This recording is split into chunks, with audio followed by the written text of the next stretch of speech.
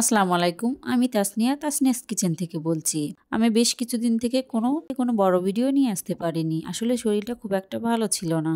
এখন আল্লাহর রহমতে অনেকটা ভালো। এজন্য আবারও রেসিপি নিয়ে হাজির হয়ে গেলাম। আজকে আমি দেখাবো খুবই সহজে ওপরটা নরম ও ভিতরটা মুচমুচে তেলে ভাজা পিঠা বা পোয়া পিঠা। পিঠা বানানোর জন্য আমি প্রথমে একটি পাতিলে 1 কাপ খেজুরের গুড় নিয়েছি। তার ভিতরে হাফ কাপ পানি দিয়ে দিলাম।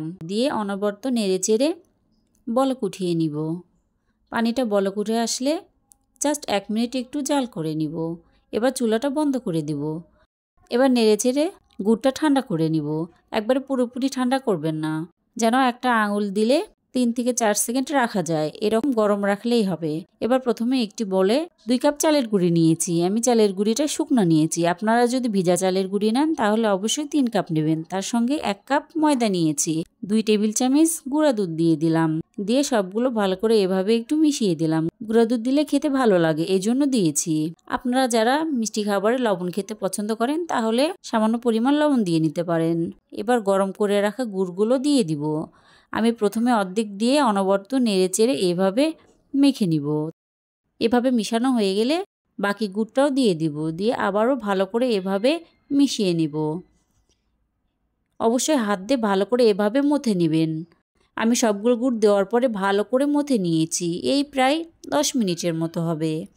এবার এর ভিতরে কুসুম গরম পানি দিয়ে দিব। আমি এর ভিতরে হাফ কাপ কুসুম গরম পানি দিয়েছি। আমি এই গরম পানিটাও 2 বারে দিয়ে নিব। প্রথমবার দিয়ে এভাবে আবারও ভালো করে মিশে নিয়েছি। আবারও বাকি পানিটাও দিয়ে দিলাম। দিয়ে আবারও এভাবে মথে নিলাম। এই তেল ভাজা পিঠা যত ভালোভাবে এই মিশ্রণটা মেখে নেবেন তত সুন্দর পিঠা হবে। আমি এইভাবে মেখে নিয়েছি। এবার এই ব্যাটারের ভিতরে 1 চামচ কালি জিরা দিলাম। কালি জিরা কিন্তু আমাদের শরীরের জন্য অনেক উপকারী। আপনারা যদি না খেতে চান বাদ দিতে পারেন। এবার আবারও ভালো করে এভাবে মিশিয়ে নিলাম। বেশি ভারীও হবে না, একদম পাতলাও হবে না, ঠিক এরকম হবে। দেখে বুঝে নেবেন। এবার একটি প্যানে পর্যাপ্ত পরিমাণ তেল দিয়েছি। তেলটা ভালোভাবে গরম হয়ে আসলে আমি একই মাপে সবগুলো পিঠা বানিয়ে নিব। এজন্য এরকম একটা কাপে করে দিয়ে দিয়েছি। দেওয়ার পরে দেখবেন সুন্দরভাবে এভাবে ফুলে উঠছে। আমি এভাবে দিয়ে উল্টিয়ে পাল্টিয়ে ভালো করে ভেজে নিব। প্রথম থেকে শেষ পর্যন্ত চুলার জালটা একই রাখবেন, কখনো কম বেশি করবেন না। যদি আরও বেশি ক্রিস্পি করতে চান আরও কিছুক্ষণ পিঠাগুলো তেলে রাখবেন। একইভাবে সবগুলো পিঠা ভেজে নেবেন। আমি একইভাবে সবগুলো পিঠা ভেজে নিয়েছি। ভেজে নেওয়া হয়ে গেলে এবার পিঠাগুলো পরিবেশনের জন্য একদম রেডি।